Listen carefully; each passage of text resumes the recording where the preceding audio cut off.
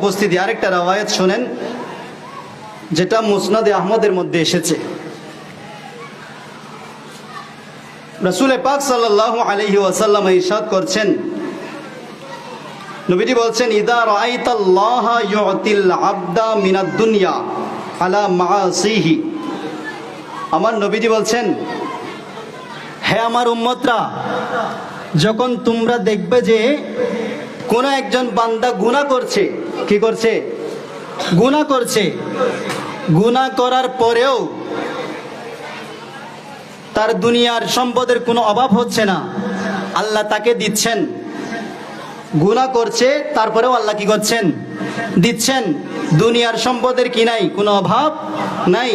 নবীজি বলছেন, মা ইউহিব্বু ফাইন্নামা হুয়া ইস্তিদরাজুন। যে তোমরা মনে করবা না সে যা চাইছে তাই পাচ্ছে, কিন্তু গুনাহ করছে, হালাল পন্থায় উপার্জন করছে না, হারাম পন্থায় উপার্জন করছে, কিন্তু সম্পদের কোনো অভাব নাই। আমাদের দেশে এগুলো দেখা যায় না? হালাল হারামের কোনো তোয়াক্কা নাই। যারা হারাম উপার্জন করছে বরঞ্চ তাদের কাছে সম্পদ, আমরা যারা এমনি নিম্ন লেভেলের আছি তাদের চাইতে অনেক বেশি। তারা যা চাইছে তাই পাচ্ছে, যা করতে ইচ্ছা তাই করার সুযোগ পাচ্ছে। পাচ্ছে না? এটা পাচ্ছে। তাহলে কেন? নবীজি বলছেন, ফাইন্নামা হুয়া ইস্তিদরাজ। এটা হচ্ছে ওই বান্দাকে আল্লাহ একটা সুযোগ দিচ্ছেন।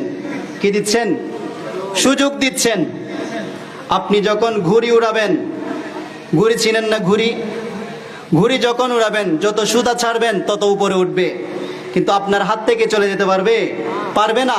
যখন আপনি সন্ধ্যা হবে, নাটাই যখন ঘোরাবেন, আবার আস্তে আস্তে ঘুড়ি কোথায় চলে আসবে? আপনার হাতের মধ্যে আবার চলে আসবে। নবীজি বলছেন, যে বান্দা গুনাহ করার পরেও আল্লাহ তাকে রিজিক দান করছেন, তাকে সম্পদশালী বানাচ্ছেন, বরঞ্চ এটা আল্লাহ ওই বান্দাকে একটা কি দিচ্ছেন? সুযোগ দিচ্ছেন। কি দিচ্ছেন?